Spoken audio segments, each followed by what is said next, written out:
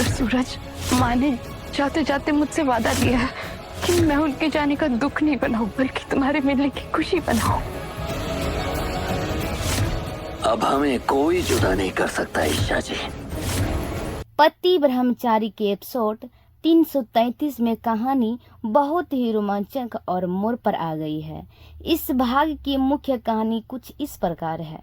ईशा की असली चाल। ईशा ने आकाश के सामने जो अपनी मां को शादी में बुलाने की शर्त रखी थी, वह असल में आकाश को फंसाने और अपनी मां को उसके चुंगल से आज़ाद कराने की एक सोची समझी चाल थी।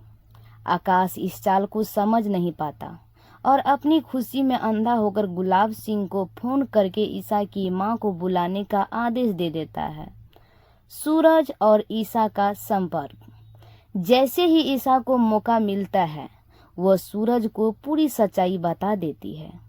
जब सूरज को पता चलता है कि आकाश ने ईशा और उसकी मां को किसी तरह अपनी कैद में रखा हुआ है तो उसका खून खोल उठता है।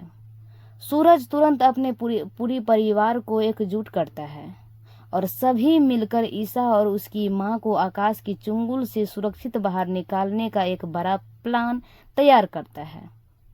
शादी के मंडप में हंगामा और रेस्क्यू।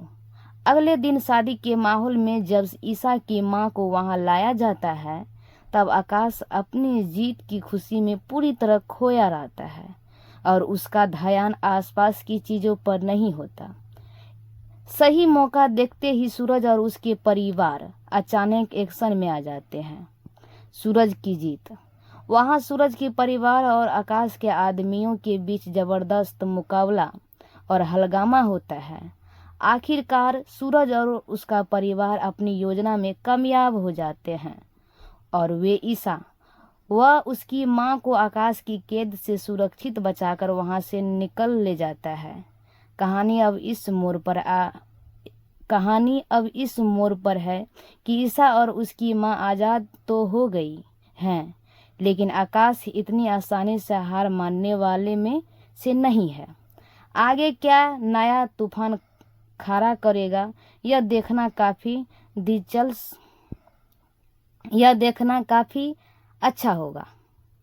मेरा पति ब्रह्मचारी कहानी कैसा लगा, लाइक कर दो, सब्सक्राइब कर दो।